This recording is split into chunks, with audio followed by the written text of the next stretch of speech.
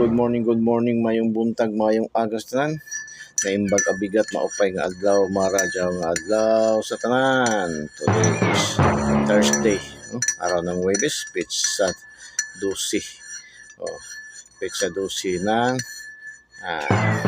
February. Araw ng Huwebes. Kamusta? Ha? Wala na bang bagyo? Wala na bang baha? Nasolve na bang baha? So, pag-good vibes lang tayo for today's, no? Coffee time with Kuya Den. Shout out sa ating mga viewers, followers, and subscribers all over the globe.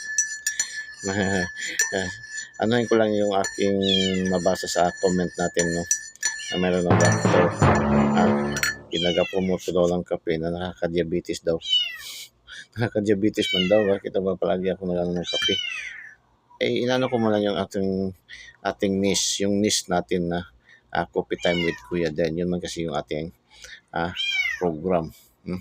Yun yung niche ng ating content, ang magkape sa umaga.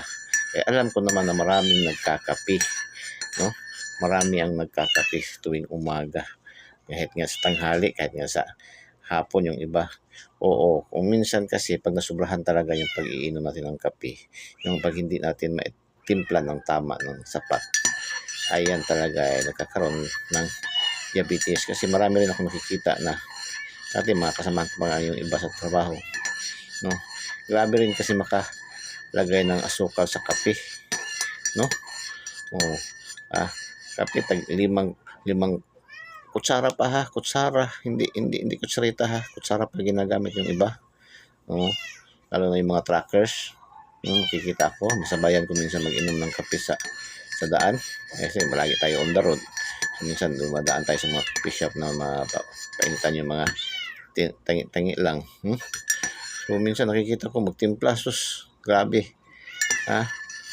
Kasi may iba kasi yung mga coffee shop na mga tabi-tabi lang. Lalo yung may mga water tank, water break na nag-refuel yung mga truckers. Wala kasi minsan yung iba na yung ginagamit na kutsara. So yung mga rin sandok ng kutsara, no? Kung sa tinitingnan ko minsan tag 3, 5, minsan sobra pa. Kaya yan ang nakaka-cause ng diabetes pag hindi mo tinimpla ng tama. Sana naman ay yan lang sa ating kunting analysis, no? Tapos kung mag-inom ka naman ng kape, dapat ang exact lang ng kape sa araw natin, sa ating katawan, ayon sa aking pananaliksik sa ating pag-aaral, ang tamang lang talaga ng kape sa isang araw ng isang tao, 3 to 4 cup lang. Ito guys, malaki na to, na hindi to cup, mag naman to, malaki na. So kahit 3 lang ganito sa isang araw, isa sa umaga, isa sa tanghali, isa ba sa hapon, no? So ganyan lang. Kasi yung kape kasi lalo na sa umaga, nakakapagbigay ng enerhiya, nakaka-enhance ng ating kaisipan. So sa ating mga plano, so nagbibigay ng, kasi yung caffeine kasi nakakabigay yan ng booster sa ating katawan, sa ating utak. Malakas yan magpa-boost, no? Na-open niya lahat yung mga tulog natin, mga kaisipan, ating mindset. Yan talaga, may study talaga yan na ang caffeine. Kaya nga yung caffeine, kung titingnan nyo yung mga energy drinks sa yung mga label nila, tingnan nyo, mayroon talaga hindi nawawala yung caffeine. Kasi yan kasi isa sa ingredients, component na pang-energize. Kaya yung mga energy drink, naglalagay talaga ng caffeine. Sana na sagot ko ng maayos, naintindihan mo yung ating pagsagot. Ayan lang, base lang sa ating pag-aaral pananaliksik. Yung mas maigi, mas mainam pa, pumunta ka sa iyong doktor o family doctor kung meron kayo, sa company doctor. So magpakonsulta ka kasi sabi nga na nagdiabetic man daw tuloy siya. Sige, inom ng kape. Siguro nasubrahan lang. Yung lahat naman ng bagay pag nasusubrahan ay nakakaroon talaga ng masamang effect sa kalusugan. Kaya sabi ko, kung ikaw ay may symptoms na insomnia, no? Huwag ka mag-inom ng kape sa hapon o sa gabi para hindi mabulahaw ang iyong pagtutulog. Kasi nakakaano man itong kape, napapawala mo to sa antok. So, ganyan lang. So, kailangan balance lang tayo sa atin, no?